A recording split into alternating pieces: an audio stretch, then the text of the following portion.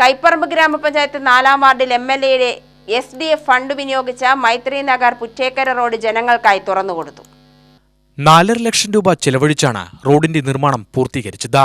കട്ടവിരിച്ച റോഡിന്റെ ഉദ്ഘാടനം Vadakkanchery MLA Xavier Chittilappilly നിർവഹിച്ചു. കുറേയേറെ ജോലികൾ നിർവഹിക്കാൻ ആവശ്യമായ പദ്ധതികൾ 1ാം പിണറായി ഗവൺമെന്റ് ആസൂത്രണം ചെയ്തിരുന്നു. അതിന്റെ ഭാഗമായിട്ടാണ് സ്കൂൾ കെട്ടിടങ്ങൾ, അതുപോലെ തന്നെ ആശുപത്രികൾ കിഫ്ബി ഫണ്ടിലൂടെ നിർവഹിക്കുക. ഇപ്പോൾ മെഡിക്കൽ കോളേജിൽ പോയാൽ 10 ലക്ഷം സ്ക്വയർ ഫീറ്റിന്റെ കെട്ടിട നിർമ്മാണം നടക്കുക. മെഡിക്കൽ കോളേജ് ഒരു ഇരട്ടിയാവും.